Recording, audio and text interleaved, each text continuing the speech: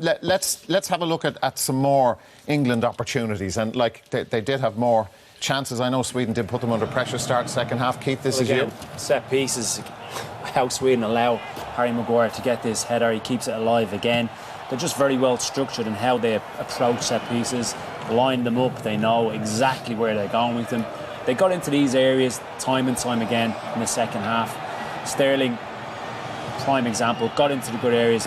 Final pass, final little bit of quality was lacking for him. And as that goes on against Croatia or Belgium or France, they're going to need to take these 2-3 opportunities that they get, because today they didn't test Olsen as much as they should have, because territorially, possession-wise, playing against a very, very average side, they should have taken advantage more. They should have won that game 3 or 4-0 the way it panned out, but they didn't. Sweden, we talked about the reaction that England would expect from them at the start of the second half, and there was a bit of a reaction from Sweden. Well, they had a very good effort at 47 minutes there. This is Berg at the far post from a cross from Augustinsson. But again, Pickford, strong hand, strong arm, and again he's going to make another top save now. I think this is Klaassen coming in. It's pulled back to him, laid off. That was a real good move from Sweden. Maybe the only one of the match, but they opened England up, but the goalkeeper saved. He's been outstanding this tournament so far, has Pickford. This is a swivel here by Berg. A great save again. So every team that goes deep into the competition need a good goalkeeper. We saw Japan probably lose against Belgium because their goalkeeper wasn't up to it, but this lad has certainly been up to it. And he got a bit of criticism from Courtois, didn't he, for the goal by Januzaj, maybe saying he's not tall enough, or he's not. I'm 6'8", he's only 6'1", but I'll tell you what, he's having a great tournament. He certainly is. And let's look at, I suppose, you reflect, Keith, over the last couple of games and that save we referred to earlier on and the work he did this evening. This was his 8th cap. This was a big talking point going into this tournament. Who's going to play in goal? Butland's in, it was up for grabs. Joe Hart, poor couple of seasons, and we've highlighted where he was this time last year.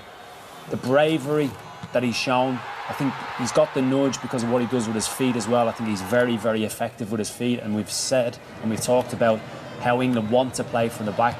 This lad has been on loan at Darlington, Alfredton Sound, Burton Albion, Carlisle United, Bradford City and Preston. It's phenomenal to think he is now playing in the quarter-finals and now a semi-finals.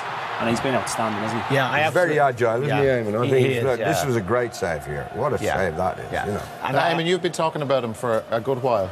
Yeah, I thought Liverpool should have bought him last summer.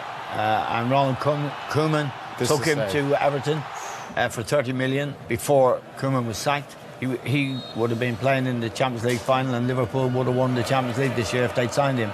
But that story Keith has just told is brilliant. All those clubs, he's been out on loan. And going out on loan is really humiliating in a way. Is it? Yeah, of course it is. Yeah, going out to all those clubs, some of them aren't even in the league. You know, and I've been there, you know, and he's been there.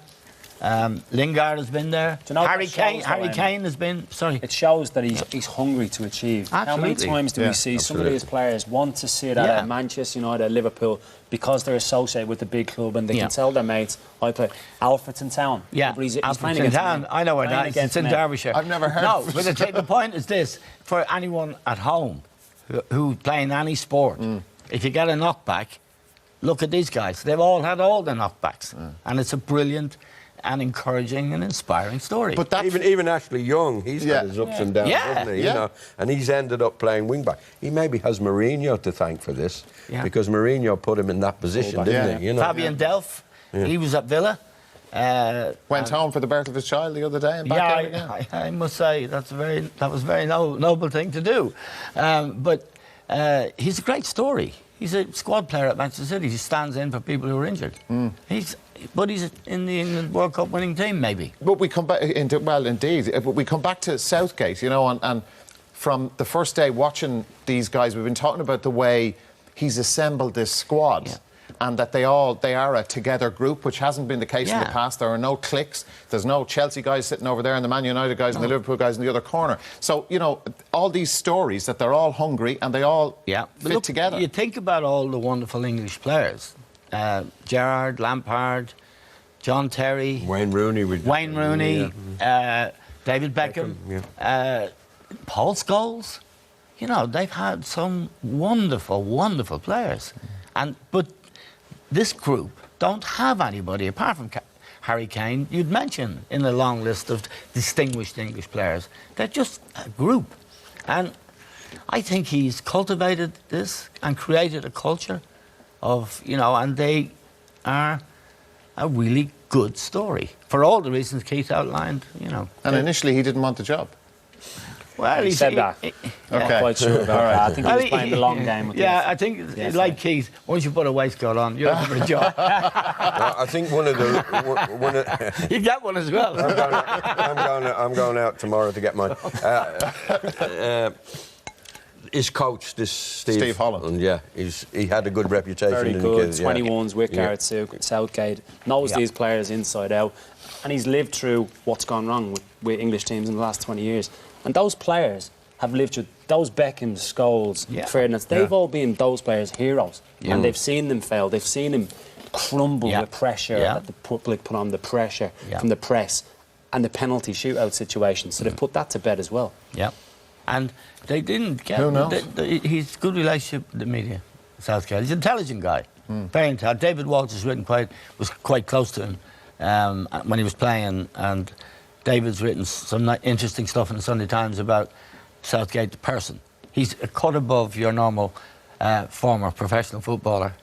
A present company, not included. But he is. He's an intelligent guy. He reads The Guardian before the Daily Mail. We all do. We all read all of them.